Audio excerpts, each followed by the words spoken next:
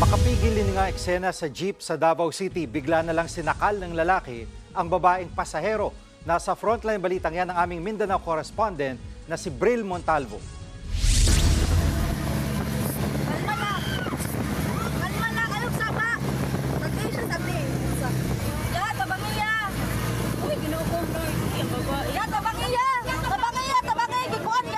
Ito ang malapelikulang eksena sa loob ng pampasaherong jeep habang umaandar sa kahabaan ng MacArthur Highway sa Davao City. Sinakal ng lalaki ang babaeng pasahero. Sumisigaw ng tulong ang biktima habang sila lang ng suspect ang nasa likuran ng sasakyan.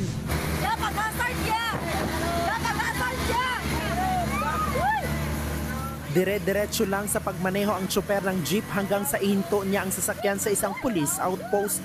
At doon na na-corner at kinuyog ng taong bayan ang suspect.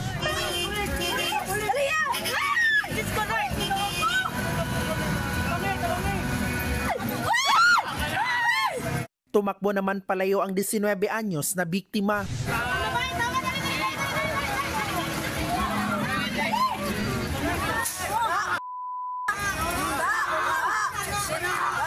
Hinila pababa ng jeep ang suspect at pinadapa sa simento. Dito na rin siya pinusasan. Ayon sa Davao City Police, may pinagdaraanan ang suspect. Kakamatay lang daw kasi ng kanyang asawa at kasalukuyang nakaburol sa kanilang bahay. Idagdag pa ang problema kung paano bubuhayin ang dalawang anak lalo't wala siyang trabaho. Kaya madalas daw lasing ang suspect. Ikaklaro lang natin, sir, no, ang Davao City Police Office na hindi yun, no, stage taking yung nangyari kanina. Hindi niya nakaya yung problema na hinaharap niya. So, napunta dito, sumakay siya ng jeep at saka sinakal yung biktima na walang kamalay-malay, na walang rason. Todo ang pagsisisi ng suspect sa nagawa.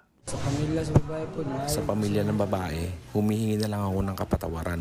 Hindi ko na uulitin ang ginawa ko. Hindi na nagbigay ng pahayag ang biktima na papunta lang sana sa trabaho.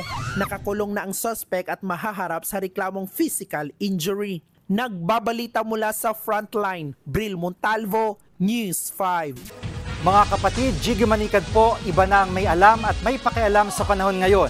Para sa konkreto, kumpleto at komprehensibong balitaan sa frontline, mag-follow at mag-subscribe sa social media pages ng News 5.